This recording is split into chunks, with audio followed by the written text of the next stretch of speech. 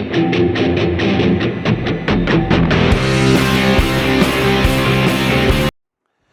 Students, myself Mohammed Salim sir. आज हम पढ़ने जा रहे हैं रिप्रोडक्शन में asexual type of reproduction in multicellular organism. Students, asexual type of reproduction क्या होता है हम जानते हैं। ये वो रिप्रोडक्शन होता है जिसमें सिंगल इंडिविजुअल सेल और ऑर्गेनिज्म डिवाइड होकर अपने ही जैसे their own kinds of the cell और ऑर्गेनिज्म डेवलप करते हैं। इस तरह के रिप्रोडक्शन को हम असेक्सुअल रिप्रोडक्शन कहते हैं। असेक्सुअल रिप्रोडक्शन हम इसीलिए भी कहते हैं इसे because there is no involvement of the both sexes and there is no involvement of the और no fusion of the gametes in the production of the new cell.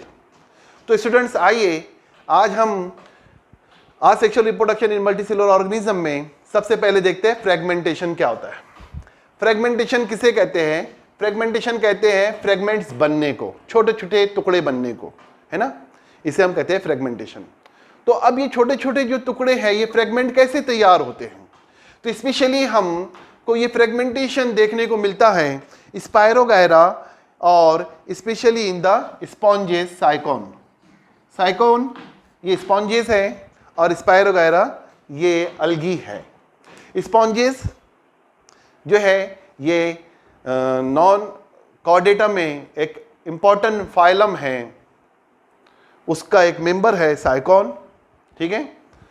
और दूसरा जो ग्रुप है, दूसरा जो एग्जांपल हम देख रहे हैं ये spirogyra. Spirogyra is a type of the algae, green algae. तो स्टूडेंट्स, हम देखते हैं कि फ्रेगमेंटेशन कैसे होता है।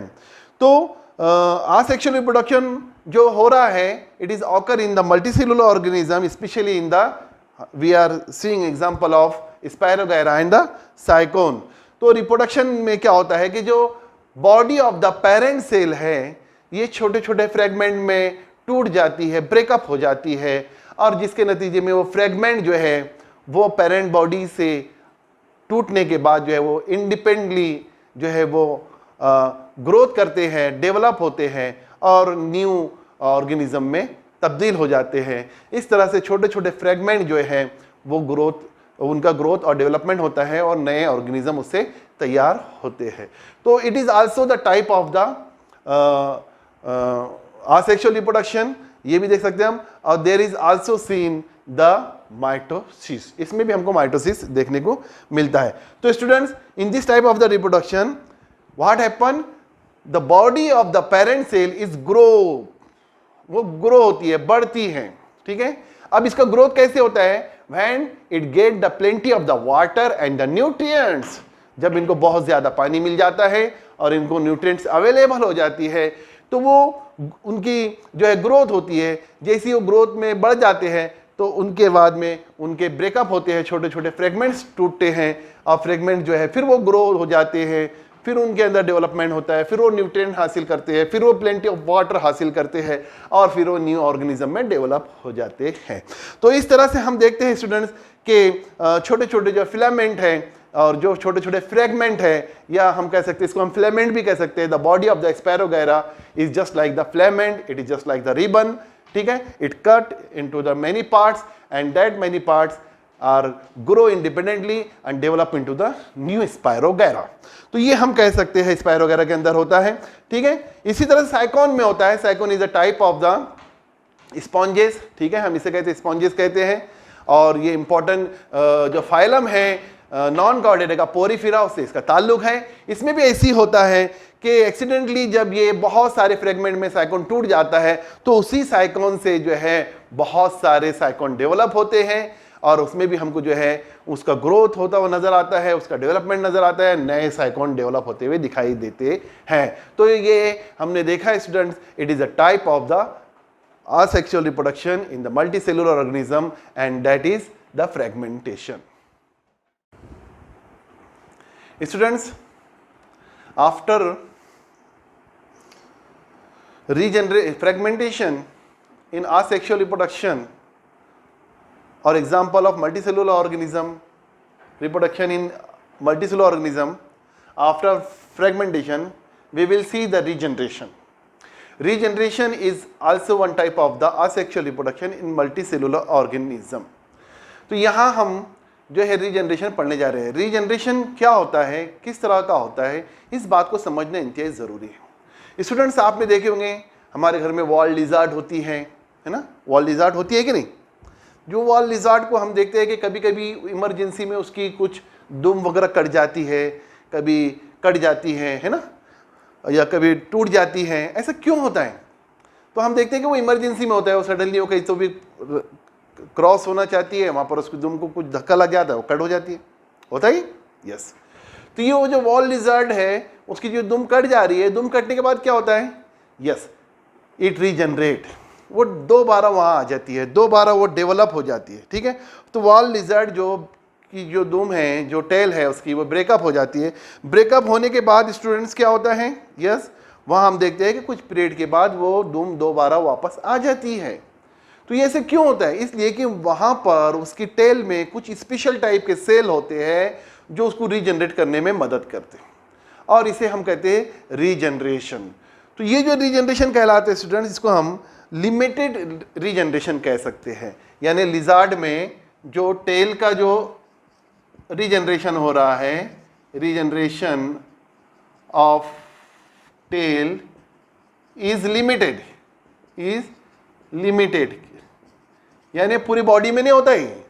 लिजार्ड की अगर पूरे बॉडी टूट जाए और वो पूरी बॉडी के अंदर के हर पार्ट जो है वो दोबारा रीजनरेट हो जाए, ऐसा नहीं हो सकता.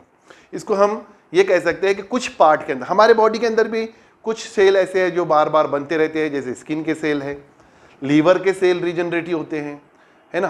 तो ये जो सेल होते हैं, अब प्लांट्स के अंदर होते हैं मेरिस्टेमेटिक सेल जो होते हैं वो रीजनरेटिव होते हैं. हमेशा वहाँ पर कंटिन्यूअस जो है सेल डिवीजन होते रहती है और वो जो है रीजनरेट होते रहते हैं.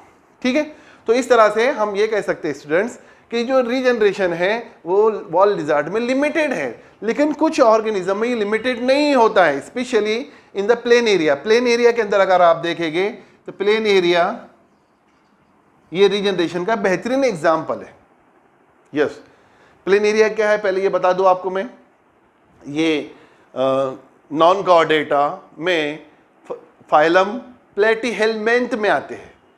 प्लेटीहेलमिंथ, इनकी बॉडी फ्लैट होती है.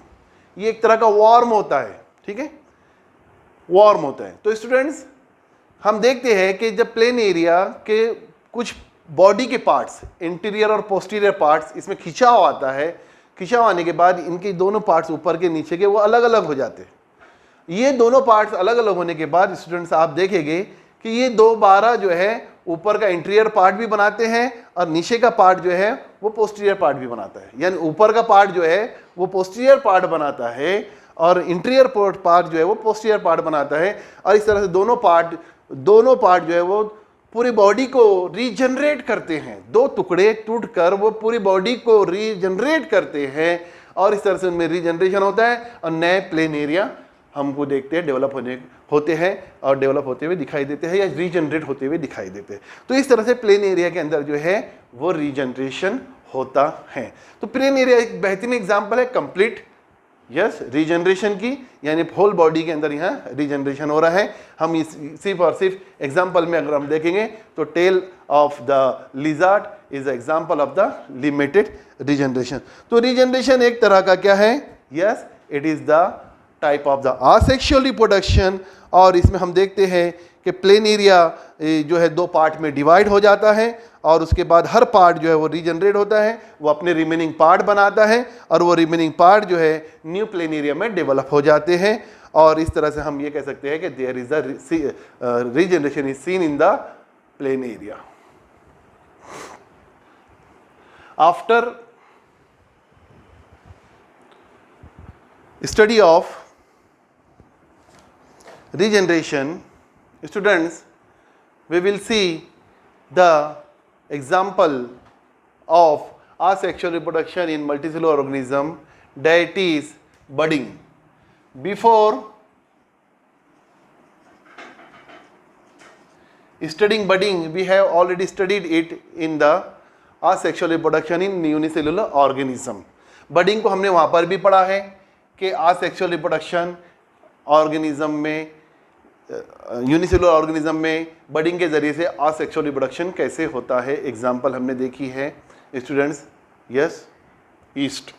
ठीक है, यहाँ हम जो है अब बडिंग पढ़ने जा रहे हैं, but this budding we are studying in the multicellular organism और specially in the hydra. Hydra क्या है आप जानते हैं, hydra is one type of the animal, it include in the animal. ठीक है, एनिमल में आता है नॉन कॉर्डेटा और फाइलम सिलेंट्रेट्स। ठीक है, तो स्टूडेंट्स ये इसका फाइलम है सिलेंट्रेटा। तो अब देखिए ये जो हाइड्रा है इसमें बडिंग कैसी होती है, इस चीज़ को हम समझने जा रहे हैं।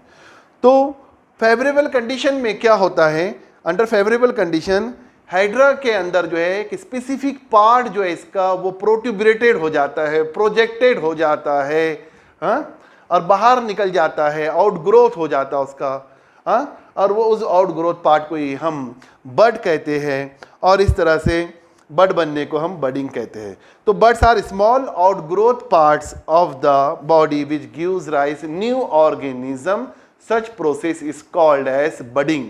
इसे हम बडिंग कहते हैं।